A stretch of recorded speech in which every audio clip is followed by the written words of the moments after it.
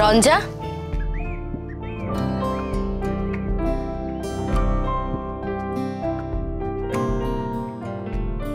কেমন আছো তুমি? এখন ভালো আছি, আর খুব একটা খারাপ ছিলামও না। তোমার ছেলেই বেশি চিন্তা করে। মানে এটা বলে কি বোঝাতে চাইছো? আমার ছেলে তোমাকে নিয়ে খুব কনসার্ন, তাই তো? বোঝাতে চাওয়ার কি আছে মা?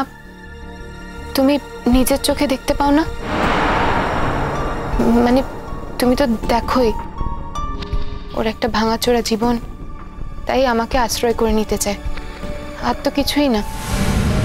তারপর আমি ওর সন্তানের মা হতে যাচ্ছি, আমার প্রতি প্যাশনের এটাও তো একটা কারণ। এইটুকু তো তুমি বোঝো মা। তুমি তো আমার থেকে মুখ সরিয়ে নিয়েছিলে, এখন একটু একটু করে আমার দিকে মুখ ঘোরাচ্ছ। নিজের হাতে আমার জন্য এত খাবার নিয়ে আসছো। তুমি তো চাও যাতে আমি খেয়ে দিয়ে সুস্থ থাকি। তুমি কিন্তু এটা চাও বাচ্চাটা ভেতরে আছে বলি, কারণ তুমি খুব ভালো করেই জানো এই বাচ্চাটা তোমাদেরই। আমার প্রতি কোনো কনসার্ন না থাকলেও এই বাচ্চাটার প্রতি তোমরা সবাই কনসার্ন।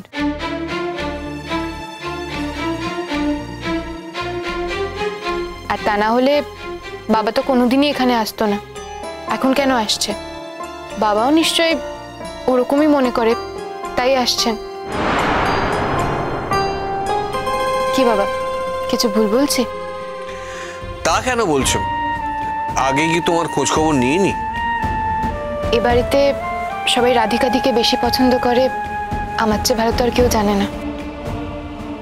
যদি রাধিকাকে সবাই পছন্দই করতো তাহলে রাধিকাই বাড়ি থেকে চলে গেল কেন? ও তো আর নিজের ইচ্ছে যায়নি, ওকে পছন্দ করতো না কেউ, সেই কারণেই ওকে চলে যেতে হয়েছে।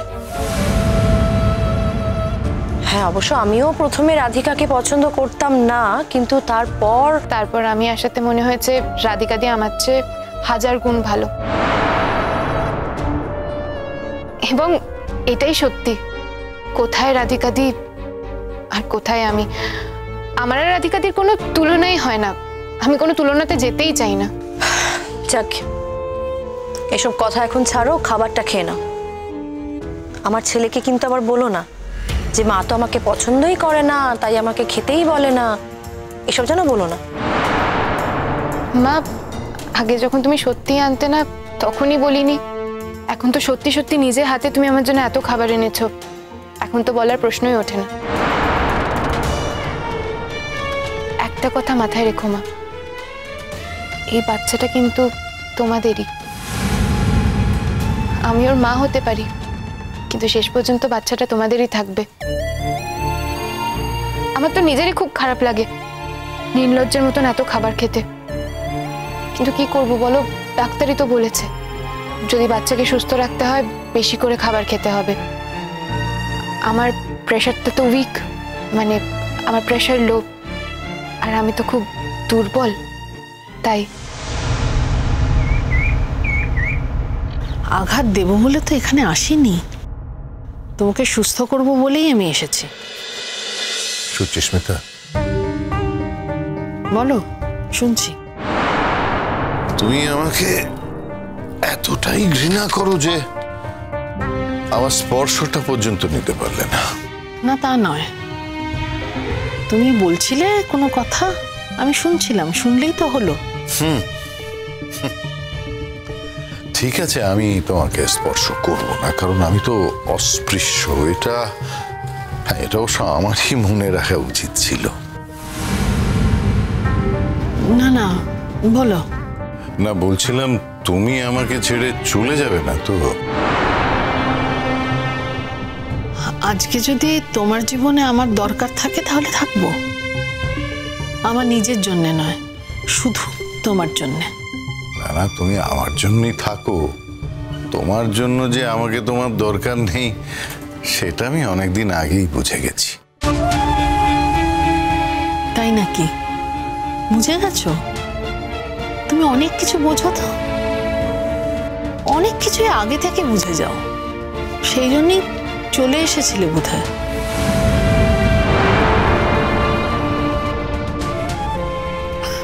যাক, বারবার বলছি আঘাত করবো না, তবু। না না, ঠিক আছে, মানে এতদিনের একটা জমা অভিমান সে তো পথ পেলে বেরিয়ে আসবেই।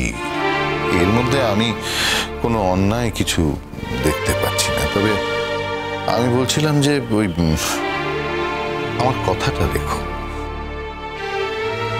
আমার জন্যই থেকো। তবে তোমার ছেলে বড় ভালো ছেলে, সত্যের পথে থাকে সব সময়। হ্যাঁ, ওর খোলসটা হয়তো ওই রকম, তবে ওর খোলসটা দেখে কিন্তু ওকে জাজ করা যায় না। আমার ছেলে আমার কাছে থাকেনি ঠিকই, কিন্তু মায়ের কাছে সন্তানকে চেনাতে এসো না। হ্যাঁ, তা তো ঠিক। আমারই ভুল। আমি কেন তোমার কাছে ওকে চেনাতে যাব বলো তো? সত্যি কথা বলতে কি জানো তো, মানে কি নিয়ে কথা বলবো সেটাই ঠিক খুঁজে পাচ্ছি না।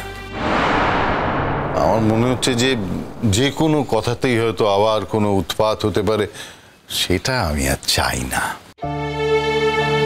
সুচিস্মিতা, আমি তোমাকে কষ্ট দিতে চাই না, আর তোমার মধ্যে জমে থাকা বরফের মতো অভিমানকে আমি আঘাত করতেও চাই না। তবু করে ফেলছো। যে প্রসঙ্গ তুলছো সে প্রসঙ্গ যে তোলা যায় না সেটা ভুলে যাচ্ছ।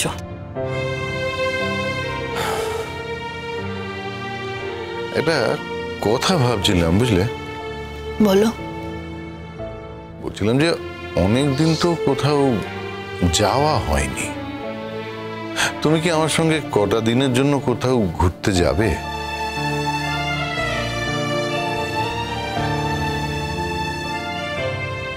কম্পেনসেট করছো? আহা, তুমি এত কথা বলছো কেন বলো দেখিনি? খাবার নিয়ে তোমাকে কে কি কথা শুনিয়েছে? তোমার মা তো নিজের হাতে তোমার জন্য খাবার করে নিয়ে এসছে। সবার বাইরেটা নয়, ভেতরটা দেখার চেষ্টা করো রঞ্জা। কিন্তু বাবা, আমি তো বাইরেটাই দেখতে পাই, তাই বলছি। আমি মাকে এতটুকু দোষ দিচ্ছি না, কিন্তু মা যে বলল তোমার ছেলেকে বলো না, সেই কারণেই বলছি। আমার সবসময় এত অভিযোগ শুনতে আর ভালো লাগে না। আমার তো নিজেরও মন মেজাজ ভালো নেই। এই সময় সবাই নিজের মা বাবার কাছে থাকে, আমার তো সেই উপায়ও নেই। আমার তো নিজের মাকে মনে নেই। এই মাকেই মা বলে ডেকেছি, এই মাকেই নিজের মা বলে ভাবতে চেষ্টা করি। মা যদি একদিন আমার সঙ্গে ভালো করে কথা বলে, আমি গলে যাই। মায়ের চেয়ে ভালো তো এটা কেউ জানে না। দেখো রঞ্জা, আমি যা আমি তাই।